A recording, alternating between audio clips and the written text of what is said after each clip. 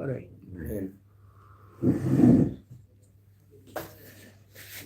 I'm always wary of these classes right after Shabbatonim. Right? My position is we should just not have chassidus because no one ever shows up, right? But somehow, no, you have to have chassidus. So say no, fine. I think it's a bracha levatala because there's never a class the day after these sort of things. People come back, even on off Shabbos in the summer, same thing. Right, off Shabbos in the summer, if guys go away, so that means they get back at about 12 or 1 in the morning, right? Because if Shabbos doesn't end until 8:30, right? So it's just a bracha levatala. Okay, we're learning about our 4 worlds. We're learning about our mamale. It's not on our board anymore. When you subdue the Sitra Achra, you bring about a revelation of the light that exists in all of the worlds equally, which is our Sevev, the light that encompasses and surrounds the world. 2 different types of light, Sevev and Mamale. Sevev surrounds, Mamale, the word Mimale means to fill. Right? It's a verb to fill. Male is full, Mimale is to fill. Limale is to fill. Mimale is the verb. In our Mamale, what's the difference between Sevev and Mamale? 3 basic differences between Sevev and Mamale. Sevev is infinite light. Mamale is the light itself is not finite, but the light expresses itself in finite because it's clothed in kelim. Okay, so infinite finite, you can say that, even though you have to be careful that the light's not finite. It expresses itself in finite reality. Sevev is a light too powerful to be clothed in vessels, right? Whereas Mamale, by definition, is the light that is clothed in vessels. Right? It's Mimale. What is it? Mimale, vessels. Kelim, right? Or in constantly. Oh, now we're alive again. You record this live, or is it all? It's live. Yeah. Meaning that there are a few people. There are a few people in this yeshiva, a few students who don't get out of bed and they watch it live, which I wish I could figure out a way to make that. So, 3 differences between Mamale and Sevev. Infinite finite, Sevev Mamale. Infinite finite, clothed, not too powerful to be clothed in vessels and clothed in vessels. That's Mamale, clothed in vessels. And same in all the worlds, different in all the worlds. What were the mashalim that we had in terms of keiches and nefesh? For Mamale, sight, hearing, speech, movement, intellect, all clothed in different limbs of the body. And I think it's reasonable for us to say higher and lower levels of powers of the soul. No. It's having a hard time. Okay, so we're on the top of page 112, second page of the Mayanot. Now we're going to see that we saw a little bit of this on Wednesday, but as is known, the difference between the 4 worlds. Tichsiv, as it says, a pasuk in Yeshayahu. My Bosi Legani book, I have it written down. I'm not looking at my Bosi Legani book. Tichsiv, kol nikra b'shmi v'lechvedi. All that is called in my name and in my glory, and that's going to refer to Elam Atzilus, because that's still a Kadosh Baruch Hu himself, Elam Atzilus. It's not a created world, it's a godly world. Barasiv, I created it, that's Elam Abriya. Yitzartiv, I formed it, that's Elam HaYetzira. Afasitiv, I made it, that's Elam Asiya. 3 worlds, Briya, Yetzira, Asiya. Shehem Dalit, a reality called Tenmin. Those aspects of godly reality, do they exist in the infinite light above Elam Atzilus? Elam Atzilus spheres, 10 aspects of godly reality that are different expressions of godliness and unique expressions of godliness. So Chesed's not Gvura, 2 different states of reality. What allows for Chesed to be revealed as Chesed in Elam Atzilus? The Kli of Chesed, the vessel of Chesed, which allows Chesed to reveal itself, clothed in 3 completely different kelim. What are they all an expression of? Well, they're all just your soul, they're all just your nefesh elokis, and also to a certain degree your nefesh hamis also. Right? They're all just your nefesh. Okay, Seder, but they're being clothed in very, very different vehicles called kelim, and therefore expressing themselves in very, very different ways. Now, the light is different. The light of sight is different than the light. The power of sight is different than the light. He tried. Is that the woman at the front desk? Yeah. זוהי הודעה מוקלטת. מערכת גילוי אש הופעלה. This is just one of the one of the experiences of. תודה. It's part of the Mayanot experience. We'll put it that way. Right? Very right about that. What she's saying, get out of bed, you lazy. Yeah, right. They said, well, no, that. Go into Get out my car! That's the last thing you want. You're all gonna die! No! That won't work. It sounds like the... Oh, gosh. Okay, we're just gonna talk over it. Okay? Yeah. So, Atzilus, Gilu Ehelim, what does that mean? In Sevev. Atzilus is the first level of the first level of Mimale. The first level where godly light is clothed in vessels and expresses itself in individual and differentiated ways. So you can talk about 10 spheres. That's Atzilus is the home address of the 10 spheres. Right? There's 10 spheres in every world, but where are the 10 spheres mamish? Where are they revealed? This is Gilu Ehelim. What comes into revelation? Those 10 aspects of godly reality. Do they exist above? Of course they exist above. But they exist above and they're absorbed in infinity, so you can't experience any one of them in any separate way, right? Like, a person in utero, what's there? Everything. Is it in any state of revelation? At the beginning, no. It's all there. When the thing is this big, what's there? Everything. It's all grown baby will be in there with everything in miniature. Right? Miniature hands and miniature noses and miniature everything. Right? But they're there. Right? It's all there. So too in Sevev, it's all there. All these aspects of godly reality exist. They're just absorbed in infinity. Right? Where do they come into a state of so-called finitude? Right? Relative finitude. Eilam Atzilus. 10 spheres. Right? Which I can't pick up now because he's not here. And he's not here either. Right? Okay? Seder? So now, that's Atzilus. Well, the Rebbe is going to continue with Atzilus. Atzilus miloshin etzloi v'samach. What does the word Atzilus mean? Usually, how is Atzilus translated? You've all learned English translations. How's Atzilus usually translated? The world of? Emanation. Emanation. Video. It's usually called the world of emanation. That's the next one. Right? Okay, let's read that and then we'll come back to this one. V'chein pesh Atzilus miloshin samach. Close. Samach. Close to what? Close to Elokus. I mean, it is Elokus, but close to infinite Elokus.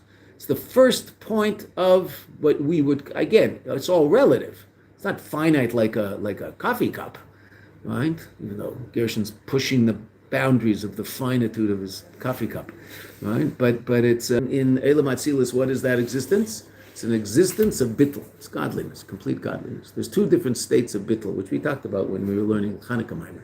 Bittul yesh and bittul b'metzias. Bittul yesh is, we'll see in a second. Rebbe's not going to talk about bittul yesh, we'll talk about yesh. What Atzilus is called ayin. What's the ayin of Atzilus? It's not created. Relative to what's above it, Atzilus is also often referred to as yesh. Finite, limited reality. Wow, there's 10 spheres down there. Oh my gosh, this is an infinite reality. But relative to what's below it, what is Atzilus called? Ayin. The next state of reality called Eilam Bria. What's Bria? Yesh. What's the yesh of Bria? It's a yesh that is nivra, that's created. It's created reality. Is it full of itself and haughty and disgusting? No. Completely bottled. Well, yeah, we're going to talk about that in a minute. We'll bring a Moshe for that. It's called bittul yesh. It's a state of yesh, but it's bottled. That's a malach in Eilam Bria. Completely bottled. Get the malach to talk about himself? Not interested. Not interested. All he's interested in talking about God, getting you more connected to God, being more connected to God. That's all he's interested in. Right? That's his whole being. But he's a yesh. He's not the Eibishter. He's a created being. Right? Okay. A metaphysical created being, but a created being nonetheless. Right? Joey, did you ever get one of these? Yeah, I'm missing my room, but it's okay. Here. Created being, but created being that's bottled. What's Atzilus? Back to where we were. What's Atzilus? It's a metzias. It's not created, but it's an existence. But it's an existence of bittul. It's a godly existence, completely godly. That's why that's called bittul b'metzias. Right? That's Shema Yisrael. Hashem Elokeinu Hashem Echad, right? As opposed to Baruch Shem, right? which we learned in Hanukkah, right? Okay? Bittul b'metzias. Yichud de'ilah, upper level unity. That's Atzilus. Imeyes b'chinas elam, fourth line. Aval b'chlalusa in general, hu b'chlal, it's a part of the general reality of elam ein sof. Infinite worlds of godly reality. It's godly. Atzilus is not created. Atzilus is the Eibishter. Atzilus is the Eibishter as creator. So to speak, the Eibishter processes himself and turns himself into a creator, turns himself into something that could be the source of finite created reality. By creating, so to speak, or bringing into being, so to speak, you have to say so to speak, finite godly reality. Atzilus. And again, don't get hung up on finite and infinite, because finite is not antithetical to God, just like infinite isn't antithetical to God, because he's beyond both, and so he can express himself in both ways. Right? God's not infinite. If he were infinite, he couldn't be finite. If he were finite, he couldn't be infinite. He's obviously not finite. He's the source of both. He's the source of finite reality, the source of infinite reality. What aspect of him allows for finitude to come into being? It's called Kalim. What name of God is the source of that state of reality? Elokim. A name of plurality. Elokim is a plural word. If you conjugate it, it's Elokim Kadoshim. Holy God, if you use the word Elokim, is Elokim Kadoshim. Not holy gods, God forbid. It's only one. But the translation of that is holy God, but it's written in plural because the word Elokim is a plural word. Why is it a plural word? Because it's the source of plurality. It's that place in God that's the source of plurality. Right? It allows for the many. Well, that's finite by definition, because infinite's one. Because where does one part end and the other begin in infinite reality? Everything. What? Elohim. Elokim? No, Elokim is a specific expression of godly reality. It's the source of finitude. It's not the source of infinite reality. It's the source of finite reality. So therefore, it's the source of Kalim. Right? Bereshis bara. What's the next word? Elokim. Right. Creator. God the creator. God the source of finite reality. God the source of multiple. Let's see. What else we've got? Mashein came, fifth line. That's not the case of Bria. Elam Abriya. What's Elam Abriya? So the Rabbi says very clearly. Hu hascholas, it's the beginning of a metzias, the existence, but bechinas in the quality of yesh miayin. Something from nothing. And that something from nothing means something created from nothing created. Meaning something that's not created. Right? What's not created? Atzilus is not created. Atzilus is the Eibishter. It's creator, not created. What's Elam Abriya? Created. Shadar. Right? Shadar. Right? Just like when you count Spheres Hamer, you count Chesed Shebechesed, Gvura Shebechesed, Tiferet Shebechesed, because the 10 spheres, it's true, there's 10 of them, but they all are completely incorporated one in the other, so they're not in any way, shape, or form contrary to the idea of one. Yet they're expressed as 10, right? But in Chesed is also Gvura, and in Gvura is also Chesed. They're in a state of absolute harmony. Yeah? You say it every year, Spheres Hamer. Right? That each of the 7 lower spheres contains within it all 7. Right? The idea being that they're not in any way, shape, or form separate states of reality. They're an expression of oneness, but they're an expression of oneness as 7. God's so one, he can be 7 and still be 1. He can be 10 and still be 1. That 10 is not a contradiction to his oneness in any way, shape, or form.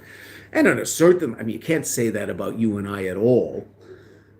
You can say it on a very, very external level, right? That we are one person, even though we're made up of billions and billions of things. Right? Okay, there's that aspect of us. But those billions and billions of things are all different. Right? They're not mamish one. Whereas each aspect of God is one with his oneness, which is very hard for us to understand. The Rambam says we can't understand it. And the Raavad gets very angry at him for talking about something that we can't understand, so why are you talking about it? Why are you confusing people? Okay, say, don't worry. The Rambam can handle the Raavad's attacks. Right? Okay. But it is something that's very difficult. God's with, God forbid, not you. If one were to do without one of these powers, that wouldn't mean they exist any less. But they could exist without one of these powers, right? When they used to do, in America, when they used to do frontal lobotomies on violent criminals. So basically, what did it mean if you took out the front lobe of the brain, which is what they did to these people? They basically took away their will. They would just sit in a chair and drool for the rest of their lives. It was a way of keeping them from being violent. Stopped in the late 50s, don't worry. That late? Yeah. Wow. Yeah, then the world became much more sophisticated. Yeah, look, drugs and stuff. yeah, look outside. See how sophisticated the world is. Such progress. We've progressed so much. Yeah, but there were things that were done back then that were pretty heavy. I mean, there was a famous movie that was part of the whole, movement to get rid of it. Right? It's a book, then became a movie. Right? So it worked. But we're made up of all sorts of different things that go into one big thing, but you could theoretically take away a part, and that wouldn't mean the thing would no longer exist. Whereas were you to take away, so to speak, it's impossible to imagine, but Chas v'Shalom, take away a piece of the Eibishter, so then there's no Eibishter left. It's all one. Take the Eibishter without Chochmah is not the Eibishter, meaning that there's no, you can't take that aspect of godliness away from him and he'll talk to the angel. Is the angel God? No. Is the angel revealing the fact that his existence is dependent completely and totally upon God? Yeah. There's nothing else. No creation. I'm sorry. Right? In those three worlds themselves, there's different levels. We're explaining Mamale. Right? Just like the powers of your soul, there are higher levels and lower. Which is between those worlds, the different levels of godly revelation in them. And what determines the different levels of godly revelation? The kelim that are allowing for that revelation. Different kelim will allow for more or less revelation. Ba'or Shabbat, this is all talking about the light that comes, lahachir sisa elamis, to vitalize the worlds, bebechinas mamale kolomim, filling the worlds. Aval, ba'or shula maila mishaychas el elamis, but to the light that's beyond relevance to the worlds, right? Which is sevev. Vahu bechinas ur hasevev kolomim, that's the light that surrounds all the worlds. Shabbat bebechinas sevev umakif le'elamis, that it comes in a fashion of surrounding and encompassing the worlds. What do we know about that light? That light shines in all the worlds equally. What were the mashalim and powers of the soul? Ratzon and Tainuk.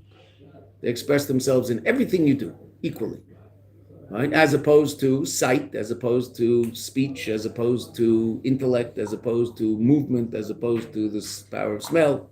All different powers that are clothed in different kelim and act in different ways, and we can talk about higher and lower, right? Anybody who had COVID, they say that the people who had COVID would often lose their sense of smell and taste. Got COVID, and someone said we should check our mezuzahs. There must be something wrong. Like who got COVID, right? But you lose. They say that you lose smell and taste. Okay, fine, big deal. Right? You're not going to go to work. You can't drive your car. Can't talk to people. Can't eat.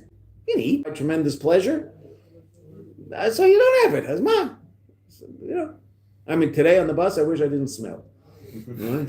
Because some guy, must have been a worker, walked in and there was glue all over the floor of the bus and it smelled like glue and everybody was getting a headache and it was really uncomfortable. I don't know how the driver was driving the bus. He's going to say, we were there for 15 minutes. He's going to be there all day. It was very, very, very heavy glue smell, which usually gives people a headache, right? Okay. Nice not to smell at that point. Okay. Completely bottled to what's in it and it wants you to see what's in it and is not hiding it in any way, shape, or form. True? That's a Coke bottle. Sprite bottle? A little different. It's green. What's the stuff in it? Well, you know because you've poured it out. If you've never ever seen Sprite, what color is the liquid in it? I don't know. There is a green bottle that ginger ale comes out of, right? I'm okay. looks pretty light because it doesn't seem to be coloring the bottle. But in all fairness, you can tell at the top of the liquid, and if it's the same, it's okay, fine. But the bottle itself, but it is coloring it's not giving you a clear vision of what's in it, but in no way, shape, or form is it hiding what's in it.